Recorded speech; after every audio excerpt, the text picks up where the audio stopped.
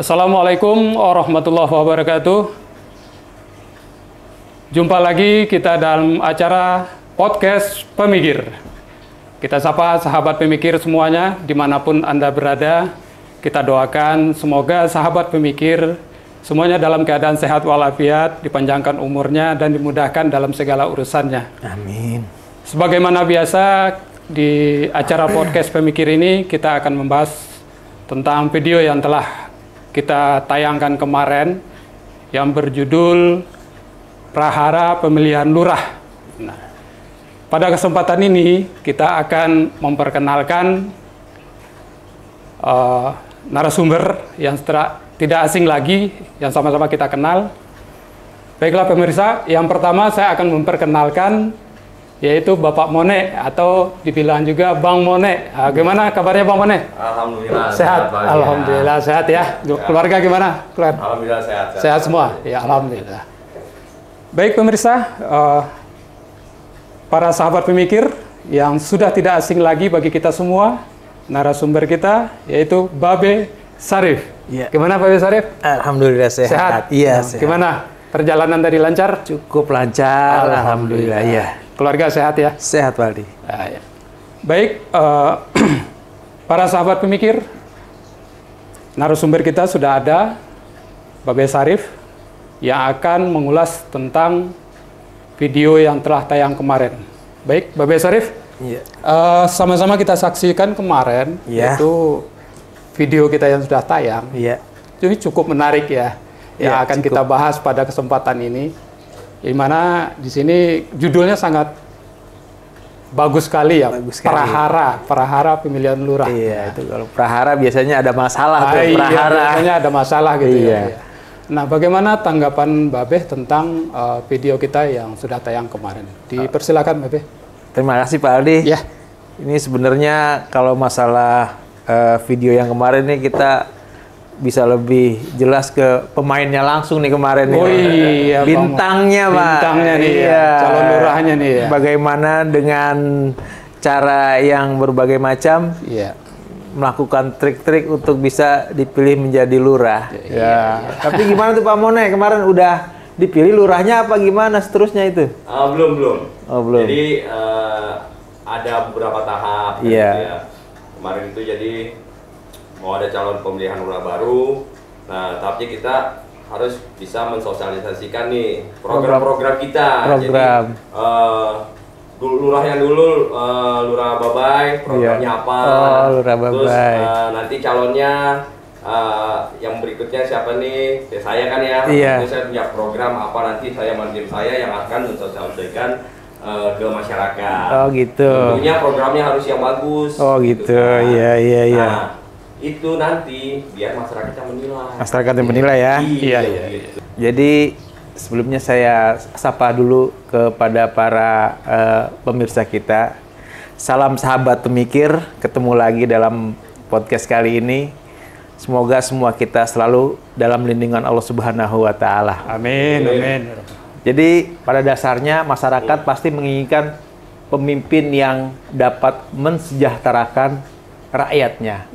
Baik itu dalam wilayah yang paling kecil, contohnya dalam pemilihan lurah, juga dalam wilayah yang besar dalam ruang lingkup negara. Pada umumnya ya kita ingin pemimpin yang bisa memberikan kesejahteraan kepada kita, kepada masyarakat umumnya. Jadi dengan program-programnya, dengan cara-caranya yang untuk dia bisa terpilih, yaitu mereka keluarkan semuanya. Coba di Ceperlang itu ya. Semuanya itu kan.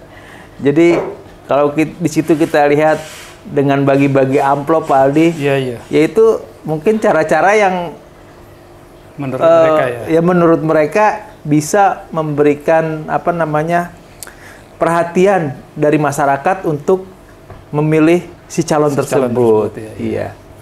Tetapi apabila calon yang memberikan amplop, memberikan uang kepada para pemilihnya dan dia terpilih, Tetapi apabila calon tersebut mempunyai hal-hal yang tidak baik, apalagi calon yang dia sudah berjalan, pemimpin tersebut sudah berjalan, kemudian programnya tidak baik, hasilnya tidak baik, dan pemimpin tersebut menjadi pemimpin, tetapi dia tidak melaksanakan amanah dari masyarakat, amanah dari Allah yang diberikan kepada dia sebagai seorang pemimpin, artinya ya tidak mensejahterakan masyarakat pada umumnya, maka yaitu salah si pemilihnya. Kenapa dia pilih pemimpin tersebut? Padahal ya dia tahu bahwasanya pemimpin tersebut kurang baik gitu kan. Tapi karena adanya amplop-amplop ya jadi dipilih begitu kan. Ya ini YouTube-nya kemarin itu dalam ruang lingkup yang kecil ya.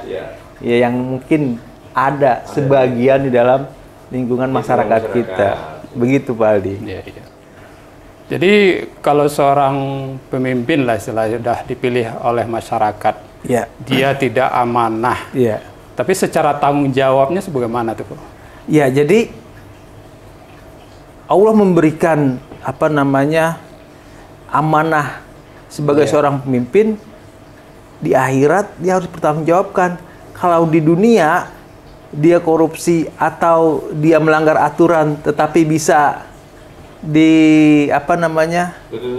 ditutup-tutupi karena adanya kerjasama antar teman yang bisa menutupi kelompok tersebut. Ya dia tetap di akhirat akan mempertanggungjawabkan perbuatannya tersebut. Kalau di dunia dia tertangkap karena hal yang tidak baik, karena menyalahgunakan kekuasaan, yaitu adalah hukuman di dunia. Tapi di akhirat juga akan nanti kena hukuman lagi gitu kan. Yaitu menjadi konsekuensi seorang pemimpin. Pilihannya kan ada dua, menjalankan amanah atau tidak menjalankan amanah. Itu aja gitu kan.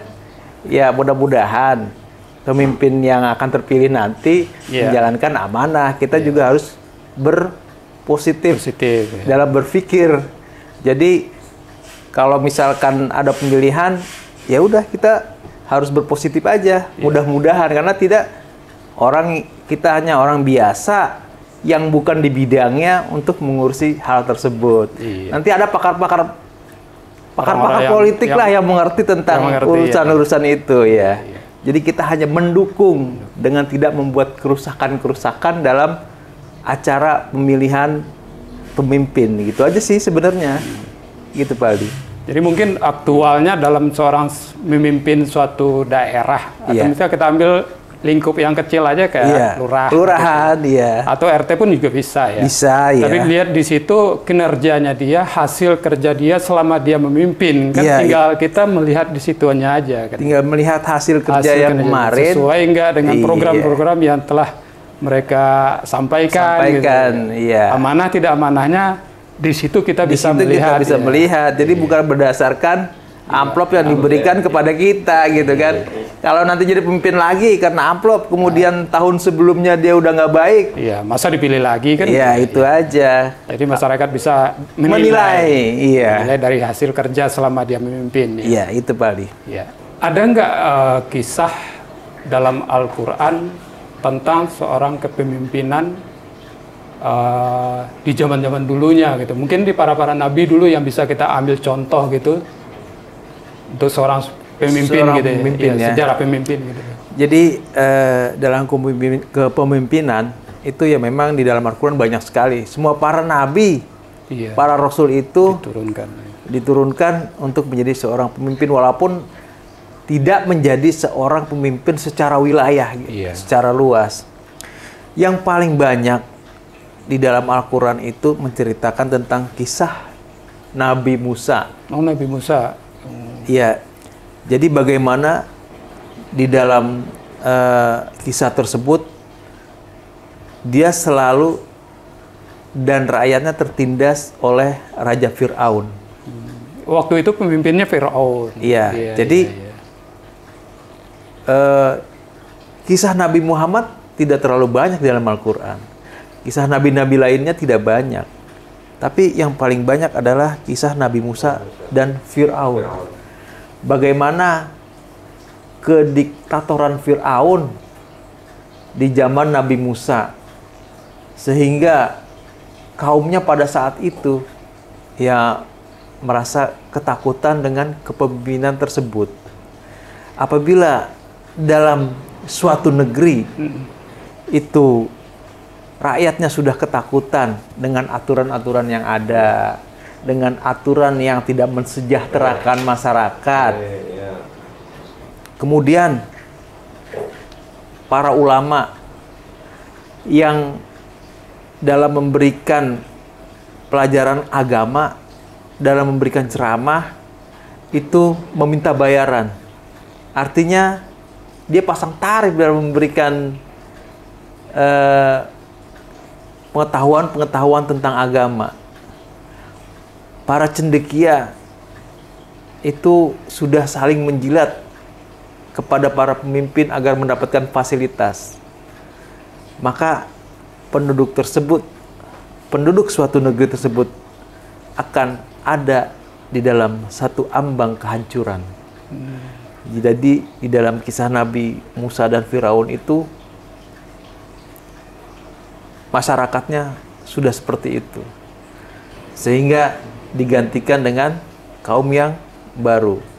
Dalam surat Al-Isra dikatakan bahwasanya apabila kami ingin membinasakan suatu negeri, kami perintahkan kepada para pemimpin di negeri tersebut untuk taat dan tunduk kepadaku dan Rasulnya,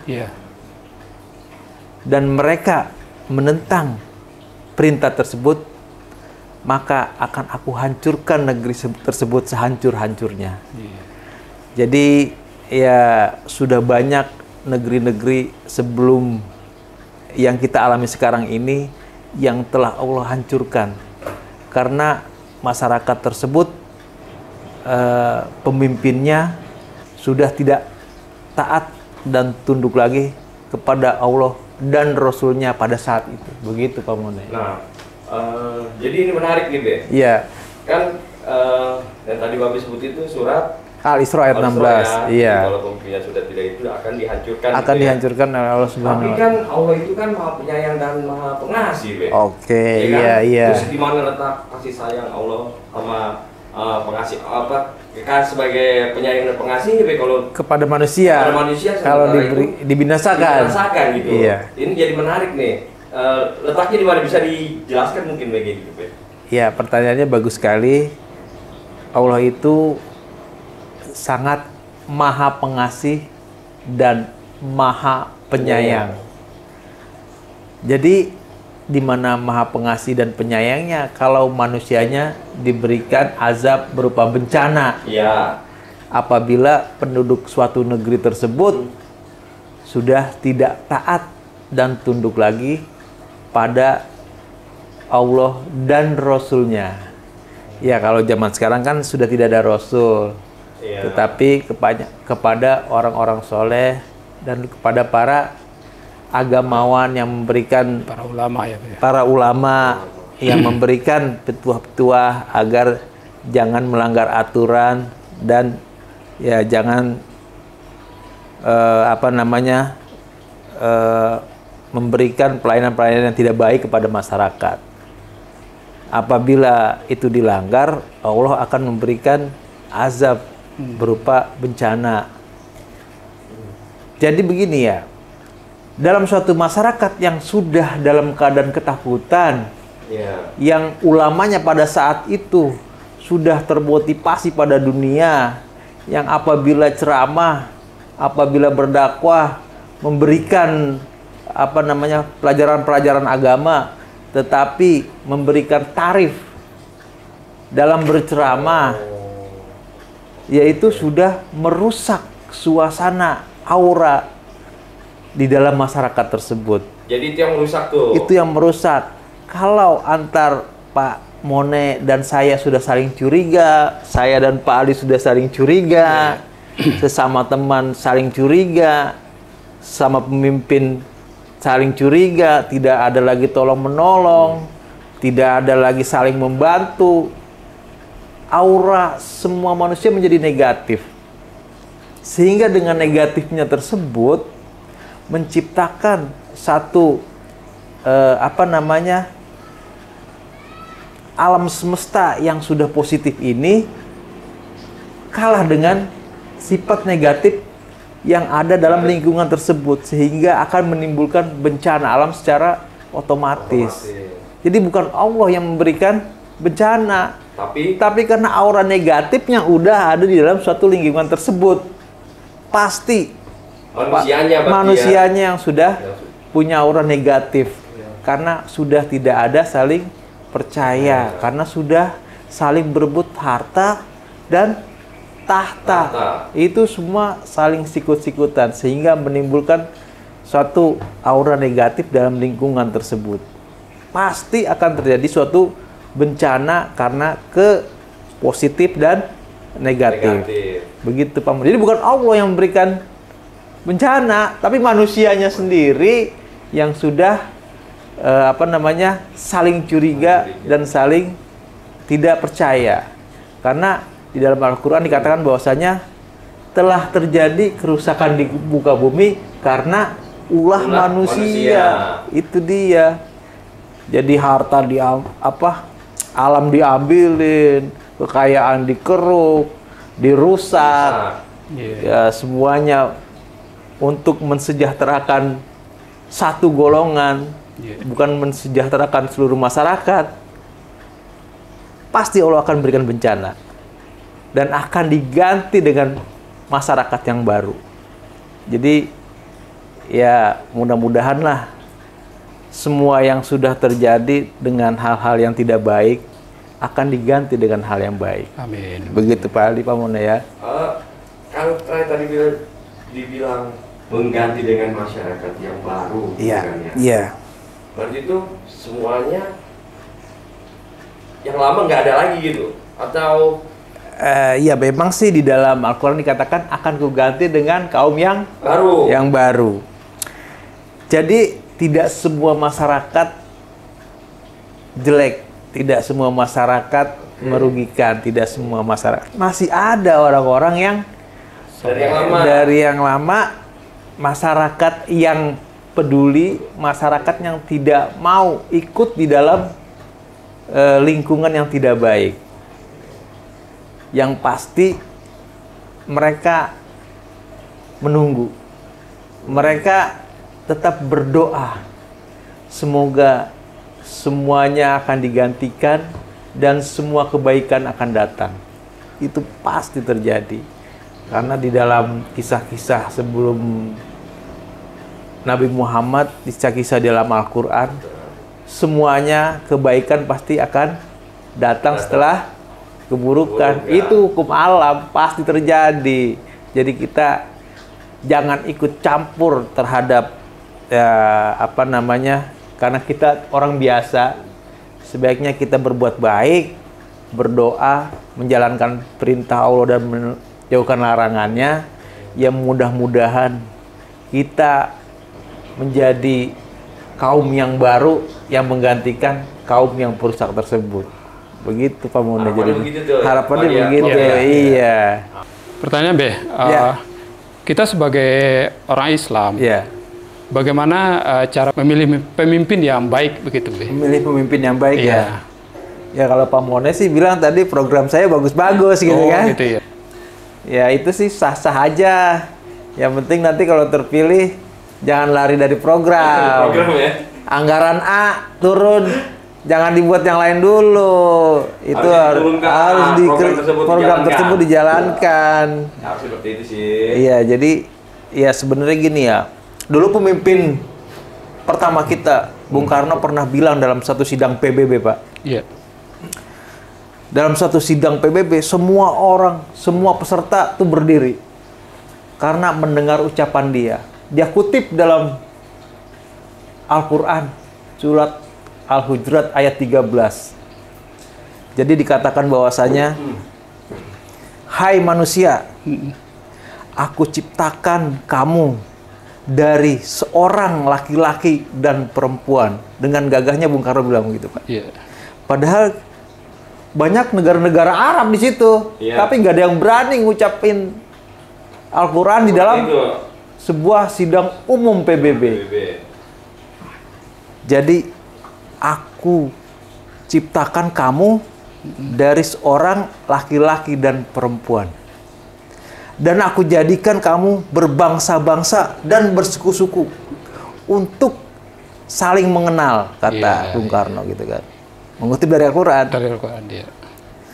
Dan yang paling mulia di sisi Allah adalah orang yang takwa, kata dia. Iya.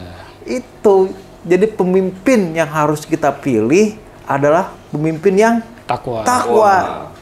Dan harus kita jabarkan lagi apa itu sih sebenarnya takwa gitu kan. Karena dalam Al-Quran surat Al-Baqarah ayat 2 dikatakan bahwasanya seorang yang takwa adalah dia zalikal kitabula raiba fihi hudalil muttaqin, yang menjadikan Al-Quran sebagai petunjuk. Allazina yu'minuna bil ghaibi, percaya kepada yang gaib, kepada cita-cita yang tinggi. Untuk memajukan bangsa, untuk mencerdaskan kehidupan bangsa. Wa yuqimunas sholata, dan menegakkan sholat. Di mana dalam sholat tersebut bahwasanya sholatku, ibadahku, hidupku, matiku hanya untuk Allah. Jadi, dan juga dia menunaikan infak. Sehingga di dalam akhir hayatnya Bung Karno meninggal tidak meninggalkan harta yang banyak walaupun dia seorang presiden. Nabi Muhammad pun tidak meninggalkan harta yang banyak sebagai seorang pemimpin pada saat itu. Itu pemimpin kriteria yang harus kita pilih sebenarnya. Berarti ada kemiripan dong, Be, antara Nabi Muhammad dan Bung Karno. Bung Karno dulu menyatukan suku-suku. Nabi Muhammad juga, Nabi Muhammad juga menyatukan suku-suku. Berarti pemimpin yang itu ciri-ciri pemimpin yang baik. Yang baik itu yang dipilih atau dipilih oleh Allah, guys, itu, Be? Ya sebenarnya. Atau ya sebenarnya itu adalah kriteria Allah. Jadi dituangkan dalam Al-Quran dalam bentuk suatu orang yang takwa. Yang seperti itu. Dicontohkan ke Nabi Muhammad. Pada zaman dahulu. Pada zaman kita, suku-suku yang berpisah-pisah dijadikan satu oleh Bung Karno dengan tidak mengedepankan keinginan dari suku-suku tersebut, tapi dijadikan satu. Sehingga dia berbicara di dalam suatu sidang PBB yang mengejutkan semua orang. Saya sambil merinding, kecolongan negara-negara Arab. Pertanyaan gini, Bang. Kan menarik. Presiden Soekarno itu kan berarti kan Bung Karno itu mengutip dari ayat Al-Quran. Dari ayat Al-Quran, Sedangkan dia bukan orang Arab lah, bukan Arab, Itu kenapa dia berani seperti itu, sementara yang bilang kan sementara orang Arab sendiri, maksudnya kan ya kita tahu lah semua Al-Quran itu kan diturunkan di Arab, Tapi kenapa Presiden Soekarno itu atau Bung Karno mengucapkan itu, Be? Iya, karena dia tahu bahwasanya ketakwaan itu adalah sesuatu yang mutlak dimiliki oleh seorang pemimpin. Dan dia tahu makna Al-Quran yang sesungguhnya dari ketakwaan adalah bahwasanya sholatku, ibadahku, hidupku, matiku hanya untuk Allah. Makanya pada saat meninggal sebagai seorang pemimpin, dia tidak mempunyai harta yang banyak. Samaan dengan Nabi Muhammad juga tidak mempunyai tidak mempunyai harta yang banyak. Jadi dengan adanya ketakwaan, kita bisa melihat, oh, pemimpin yang baik seperti ini, pemimpin yang tidak baik seperti ini. Itu kan bisa terlihat.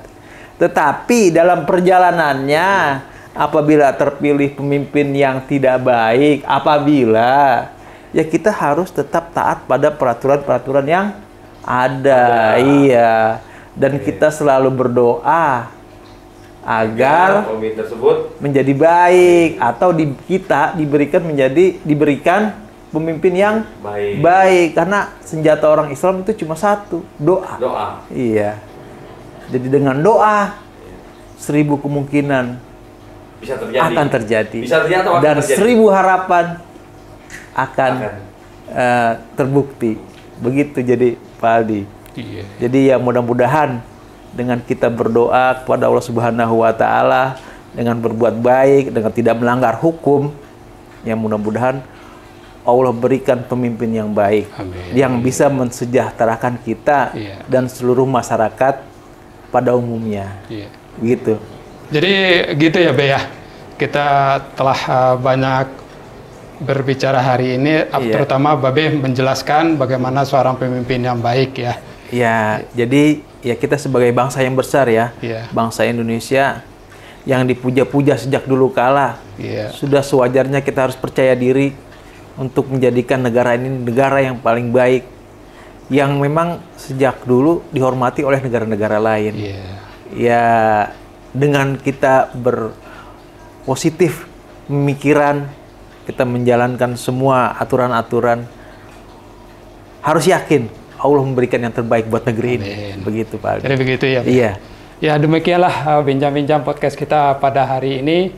Mudah-mudahan apa yang telah disampaikan Babe Syarif tadi bisa kita dapatkan nantinya seorang pemimpin yang benar-benar itu jujur, benar-benar amanah, benar-benar seorang pemimpin yang takwa, menjalankan program-program yang telah dia lakukan, dia rencanakan sebelumnya, dia aplikasikan. Mudah-mudahan kita mendapatkan masyarakat Indonesia lah umumnya bisa merasakan kebahagiaan mendapatkan seorang pemimpin yang amanah. Iya. Demikian ya Be ya. Terima kasih banyak Be. Terima kasih. Ketemu lagi.